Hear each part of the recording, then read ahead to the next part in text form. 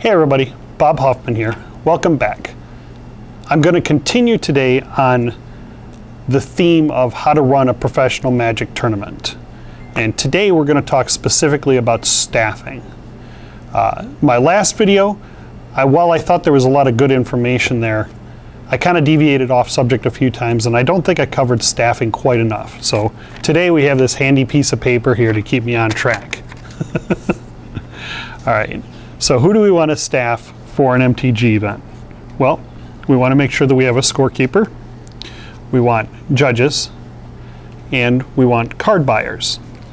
Okay? Starting out with scorekeepers and judges.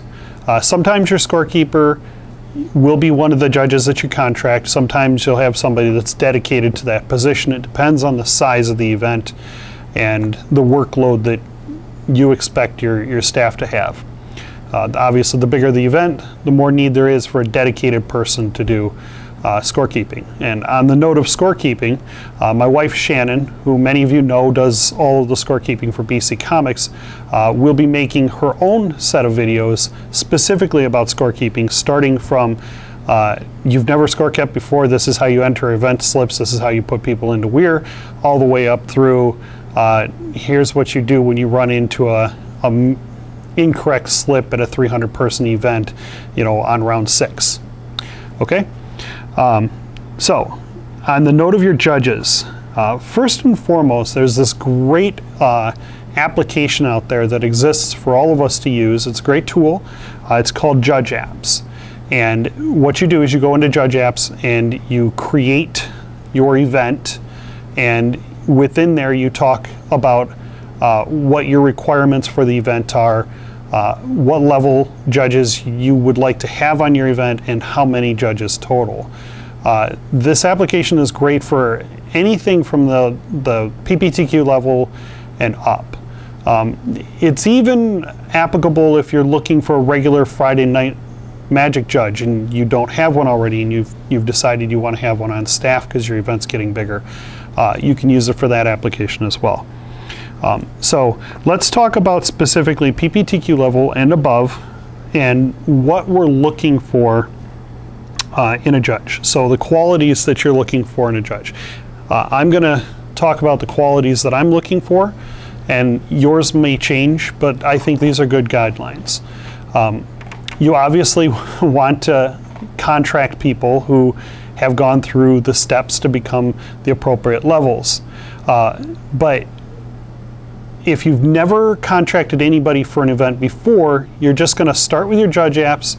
You're going to accept the people that have applied, and then you're going to run your event, and you're going to observe, and you're going to talk to these people, and you're going to start to develop relationships. Some people you're going to get along with better than other people. And those are people you might want to continue working with again later. But as far as qualities of judges at an event, what I specifically look for when I'm working with a judge for the first time, are they proactive? In other words, are they looking for improvements that can be made during the event that are non-disruptive to the event itself? For example, if there is someone with special needs that's having trouble getting to the pairings, are they going out of their way to make sure that that person has their appropriate seat that they're going to, and then communicating with the scorekeeper about possibly getting that person a static seat? Are they personable? In other words, when you watch them interacting with the players, are they communicating with the players in a non-abrasive, non-offensive way? Are they showing signs of a hustle? In other words, like getting to the call quickly so the players don't have to wait? Or are they kind of, you know, maybe standing around talking to their buddy? You know, they hear a judge call, yeah, I'll get over there, let me finish what I'm saying real quick. You know, that, you know, when you contract someone to come in and judge your event, their #1 priority needs to be the players, and making sure that the players have the best experience that they possibly can while still upholding the rules of the game.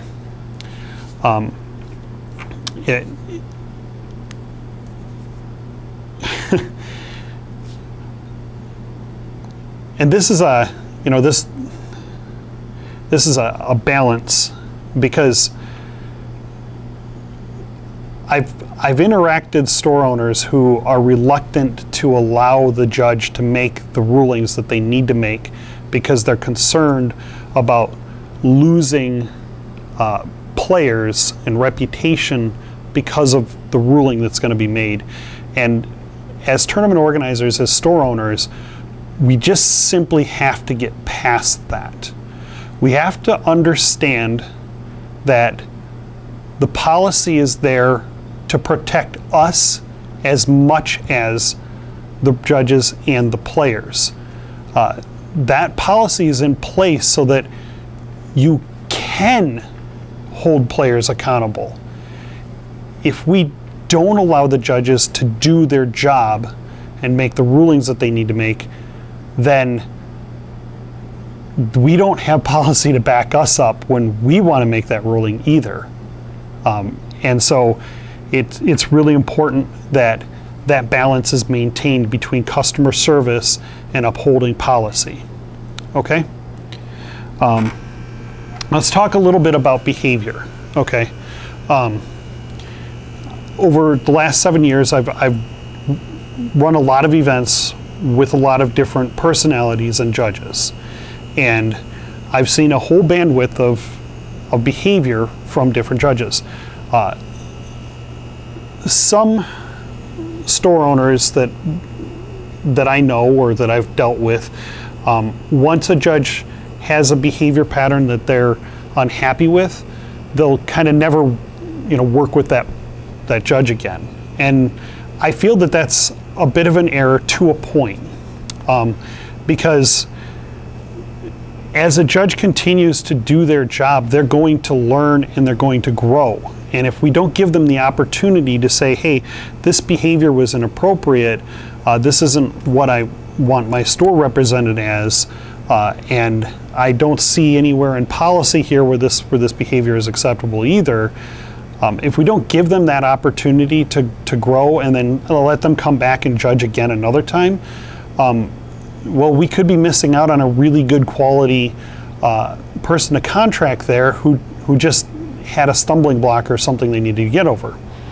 And then there are behaviors that are completely outside of acceptable bandwidths. One time I had an individual judging for me who decided that it was appropriate to call another female judge a very inappropriate name, not in their presence, but to my face. That particular judge I just never worked with again, because that was beyond the line of acceptability, and I'm not really concerned with whether that person's going to grow at that point. They demonstrated to me an inability to see the opposite sex as equal to themselves.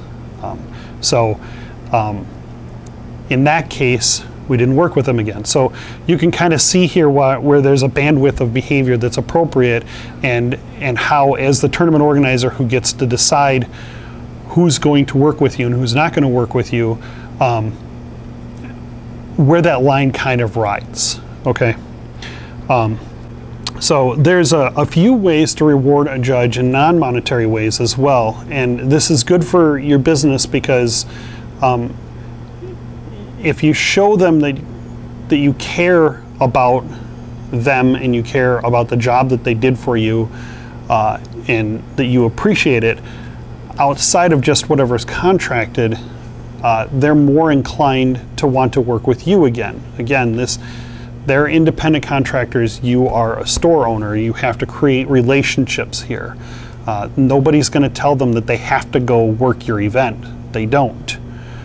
They get to choose. And nobody's going to tell you you have to contract this specific judge. You don't. You get to choose. Non-monetary compensations can go a long way, and they can do multiple things. First and foremost is the judge feedback form. There's a judge feedback form. Contact your local area captain or regional coordinator to get a hold of it, because I think it varies based on region. But essentially, if you contact your local area captain or your regional coordinator, and Wizards of the Coast can help you find out who those people are. But if you contact those people and tell them, hey, I had this judge work in my event here, and they did an exceptional job for me. They went above and beyond what I thought the expectation should be. Is there, anywhere where I can, write something up, or can I give this information to you? They'll make sure that judge gets at least a verbal, hey, you did a good job, this store said something good about you. If you have an issue that you need to cover, like they did a really good job, but there was a ruling that they made that we found out later was completely erroneous. Again, you can give that feedback to an area captain or regional coordinator, and they can make sure to have that conversation with that judge to help grow and improve their performance. One thing that you can bring up in the conversation is if you feel that the judge you had working for you did an exceptional job, you can communicate to that regional coordinator or area captain that you feel that it was an exemplary job. Now, that word means something in particular in the judge community. There's actually rewards for exemplary behavior that they can be nominated for, and there's like a voting process, and the other judges decide which judges get exemplary rewards. So there's actually potentially a monetary reward that can come in place along with the compensation you paid them for the day if you feel that they did an exceptionally good job. So that's really all I had to talk about today as far as judges go. I'm going to take just a brief minute and talk about staffing your event for card buyers. Now, card buyers are relatively important in the Magic community, especially if you're dealing in singles. If you're not dealing in singles, well, I would recommend that you deal in singles on some level. At least have some standard singles in your store.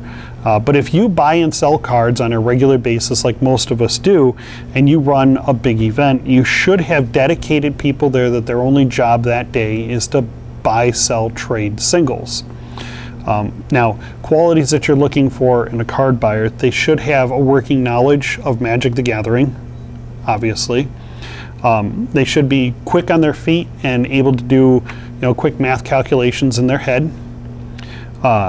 You should think about providing them with some buy prices ahead of time, at least a percentage and some kind of idea of what cards you do and don't want to buy, because without that guidance and direction, they might end up buying things that you can't sell in your local area. Really high-end foils, or maybe you don't deal in dual lands, but they're able to get a really good deal on a dual land. You're busy when the guy comes in, so they buy them. If you give them some guidelines, it really helps. And then finally, personable. I can't tell you how important it is to just have someone who has a good personality, they're personable, and they know how to talk to the customer base, even if they're just buying cards.